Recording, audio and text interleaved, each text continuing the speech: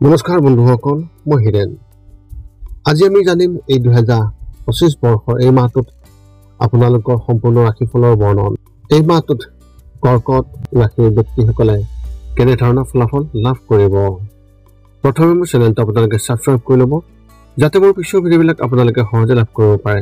লগতে মোৰ ভিডিঅ' যদি ভাল লাগে তেন্তে লাইক আৰু শ্বেয়াৰ কৰিব, কমেণ্ট কৰি আপোনালোকৰ মনোভাৱ প্ৰকাশ কৰিব। এতিয়া আহোঁ মূল বিষয়লৈ।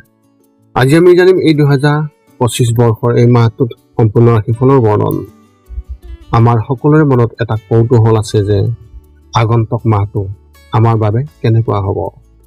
বহু ধৰণৰ প্ৰশ্ন আমাৰ মনত উদয় হয়, যেনে ব্যৱসায় বা চাকৰিৰ ক্ষেত্ৰত অগ্ৰগতি হ'বনে নহয়, বা কিবা নতুন প্ৰত্যাহ্বানৰ সন্মুখীন হ'বলগীয়া হ'ব নেকি, এনেধৰণৰ বহুতো প্ৰশ্ন। সেয়েহে আপোনালোকক এই ভিডিঅ'টোৰ জৰিয়তে ৰাশি আৰু ৰাশিফলৰ ওপৰত ভিত্তি কৰি ৰাশিফলৰ ওপৰত বিভিন্ন গ্ৰহ আৰু নক্ষত্ৰমণ্ডলৰ প্ৰভাৱ আৰু গতিবিধিৰ বিষয়ে অধ্যয়ন কৰিছোঁ। এই কথা মনত ৰাখি আমি আপোনালোকক এই 2025 বৰ্ষৰ এই মাহটোত ৰাশিফলৰ মতে সঠিক মূল্যায়ন কৰিছোঁ, যাতে আপোনালোকে সেই অনুসৰি প্ৰস্তুতি চলাব পাৰে।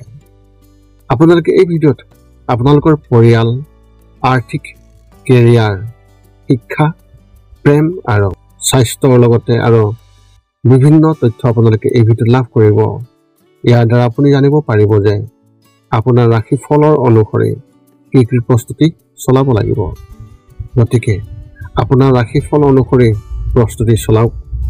অৱশ্যে আপোনালোকক এইটো জনা উচিত যে এই ভিডিঅ'টোত দিয়া যি তথ্য, এই তথ্য কোনো ব্যক্তি হিচাপে নহয়, ৰাশিফলৰ ওপৰত হোৱা যি প্ৰভাৱ, সেই প্ৰভাৱৰ বিবেচনা অনুসৰিহে এই ভিডিঅ'ত উল্লেখ কৰা হৈছে এই সকলোবোৰ তথ্য। গতিকে এনেদৰে আপুনি আপোনাৰ জীৱনত ঘটিব পৰা সকলো কথাৰ তথ্য লাভ কৰক। গতিকে কোনো পলম নকৰাকৈ এতিয়া আমি এই 2025 বৰ্ষৰ এই মাহটোত যি ৰাশিফলৰ বৰ্ণন, সেই ৰাশিফলৰ বৰ্ণন আপোনালোকক আগবঢ়াবলৈ আগবাঢ়িছোঁ। সৰ্বপ্ৰথম পাৰিবাৰিক জীৱনৰ ক্ষেত্ৰত এনেধৰণৰ। আপোনাৰ পৰিয়ালৰ দৃষ্টিকোণৰ পৰা এই মাহটোৱে আপোনাৰ বাবে নিশ্চিত ফলাফল কঢ়িয়াই আনিছে। এই মাহত আপুনি আপোনাৰ পৰিয়ালৰ সদস্যৰ সম্পূৰ্ণ সমৰ্থন পাব, যদিও কিছুমান বিষয়ত আপোনাৰ দেউতাকৰ লগত কিছু মতানৈক্য হ'ব পাৰে।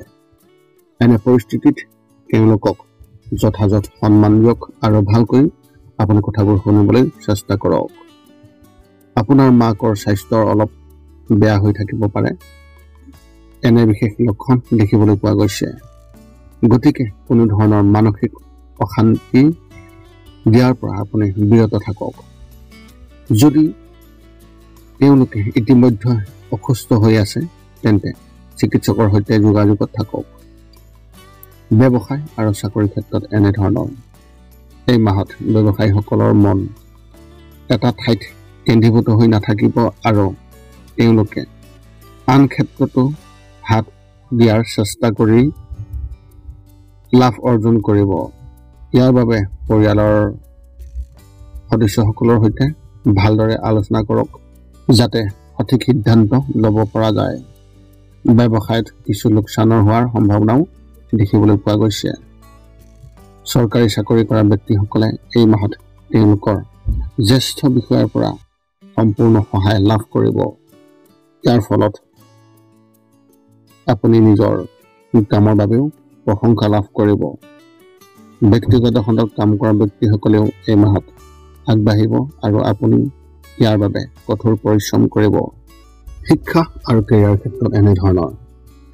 স্কুলত পঢ়ি থকা ছাত্ৰ ছাত্ৰীসকলৰ পঢ়া শুনাত অধিক মনোনিৱেশ কৰাটো অতি প্ৰয়োজন, অন্যথা তেওঁলোকে আকাংক্ষিত ফলাফল নাপাব।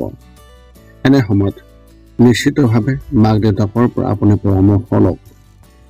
উচ্চ শিক্ষা গ্ৰহণ কৰা ছাত্ৰ ছাত্ৰীসকলৰ ভিতৰত আভ্যন্তৰীণ বিষয়ত অধ্যয়ন কৰাসকলে বহু নতুন সুযোগ লাভ কৰিব আৰু তেওঁলোকেও ইয়াৰ প্ৰতি আগ্ৰহ প্ৰকাশ কৰিব।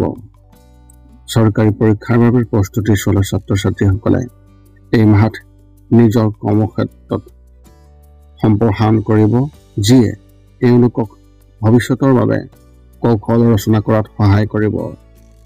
এই সময়ত নিজৰ ওপৰত নিশ্চয় আপুনি বিশ্বাস ৰাখিবলৈ চেষ্টা কৰক। প্ৰেমৰ ক্ষেত্ৰত এনেধৰণৰ যদি কিবা এটাক লৈ প্ৰেমিক বা প্ৰেমিকাৰ লগত বিবাদ হৈ আছে, তেন্তে এই মাহতে ইয়াৰ অন্ত পৰাৰ সম্ভাৱনা আছে। আপোনাৰ সংগীৰ ওপৰত আপোনাৰ বিশ্বাস আৰু বৃদ্ধি পাব আৰু দুয়োজনে আপোনালোকৰ ভৱিষ্যতৰ বিষয়ে এক বিশেষ আলোচনা কৰিব। যিসকলৰ বিয়া হোৱা নাই তেওঁলোকে এই মাহত ভাল সংগী বিচাৰি পাব পাৰে, কিন্তু খৰখেদাকৈ একো সিদ্ধান্ত নল'ব আৰু আপুনি খৰখেদা নকৰিব। যিকোনো সম্পৰ্কক সময় দিয়ক আৰু তাৰ পিছত যিকোনো সিদ্ধান্ত লওক। স্বাস্থ্যৰ ক্ষেত্ৰত এনেধৰণৰ স্বাস্থ্যৰ দৃষ্টিকোণৰ পৰা এই মাহটো অশান্তিপূৰ্ণ হ'ব। কেতিয়াবা আপুনি সম্পূৰ্ণ সুস্থ অনুভৱ কৰিব, কিন্তু ঠিক পিছদিনা আপুনি কিবা বেমাৰত ভুগিব পাৰে। যদিও কোনো গুৰুত্বৰ বেমাৰ নাথাকিব, তথাপিও সৰু সৰু বেমাৰবোৰে আপোনাক আমনি কৰিব। মানসিকভাৱেও কেতিয়াবা আপোনাৰ মনটো অস্থিৰ হৈ পৰিব পাৰে আৰু কেতিয়াবা আপুনি সতেজ অনুভৱ কৰিব। এনে পৰিস্থিতিত খং উঠাৰ পৰা বিৰত থাকিব আৰু কাৰো লগত আপুনি তৰ্ক নকৰিব। মাহৰ শেষত আপুনি কিবা এটা চিন্তাত থাকিব পাৰে। আপোনাৰ এই মাহত শুভ সংখ্যা হিচাপে 6 আৰু শুভ ৰং হিচাপে আপুনি এই মাহত হালধীয়া ৰং ব্যৱহাৰ কৰিব পাৰে। কৰ্কট ৰাশি ব্যক্তিসকলৰ বাবে এক বিশেষ তথ্য। যদি আপুনি ছ'চিয়েল মিডিয়াত অতি সক্ৰিয় হৈ আছে, তেন্তে এই মাহত কোনোবা অচিনাকি মানুহৰ লগত আপোনাৰ হাই কাজিয়া কৰাটো এৰক, নহ'লে ই আপোনাৰ বাবে ইমান ভাল নহয়। গতিকে আগতীয়াকৈ এই কথা মনত ৰাখিব আৰু আপুনি মনটো শান্ত কৰি ৰাখিবলৈ চেষ্টা কৰক। এতিয়া আপুনি সকলো তথ্য লাভ কৰাৰ পিছত এই 5টা কাম কৰিবলৈ আপুনি যিমান পাৰি চেষ্টা কৰক। সৰ্বপ্ৰথমটো হৈছে আপুনি আপোনাৰ শৰীৰটো সুস্থ কৰি ৰাখিবলৈ দৈনিক যোগাসন কৰক, য'ত মূলতঃ 10 মিনিটৰ বাবে ওমকাৰ মন্ত্ৰ, 10 মিনিটৰ বাবে কপালভাতি আৰু 10 মিনিটৰ বাবে অনুলোম বিলোম। ইয়াৰ লগে লগে আপোনাৰ শাৰীৰিক আৰু মানসিক স্বাস্থ্য একেবাৰে নিখুঁত হৈ থাকিব।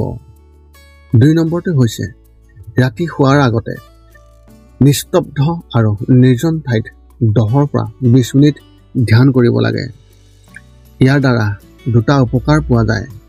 এটা হ'ল আপুনি ভাল টোপনি পাব আৰু দ্বিতীয়টো হৈছে পিছদিনা আপুনি সতেজ অনুভৱ কৰিব। ধ্যান কৰি থাকোঁতে মধ্যমীয়া শব্দৰ শান্ত সংগীতো আপুনি শুনিব পাৰে। 3 নম্বৰটো হৈছে প্ৰতি মংগলবাৰে পুৱা নিশ্চয় হনুমান চালিচা পাঠ কৰক আৰু হনুমান মন্দিৰ দৰ্শন কৰক, নতুবা আপুনি বিষ্ণু মন্দিৰ দৰ্শন কৰক। ইয়াৰ দ্বাৰা আপোনাৰ আৰু আপোনাৰ পৰিয়ালৰ যিকোনো সদস্যৰ সংকট দূৰ হ'ব আৰু সদায় সুখ আৰু শান্তি থাকিব। 4 নম্বৰটো হৈছে ঘৰৰ বাহিৰত গৰু আৰু কুকুৰক প্ৰতিদিনে আপুনি পাৰিলে খাদ্য খুৱাব লাগে। খাদ্য খোৱাওক আৰু যদি পাৰে চৰাই চিৰিকটি আদিকো খাদ্য আৰু পানীৰ যোগান ধৰক। এই পৃথিৱীখন যিমান আমাৰ সিমানেই সিহঁতৰো।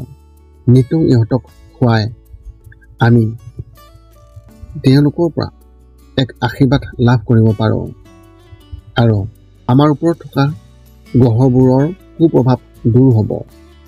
সদশেষত 5 নম্বৰটো হৈছে আপুনি পাৰিলে মাজে মাজে চৌপাশৰ দুখীয়া ব্যক্তিসকলক আপুনি পাৰিলে সহায় কৰক আৰু ভোকাতুৰ ব্যক্তিসকলক আপুনি পাৰিলে খুৱাবলৈ চেষ্টা কৰক।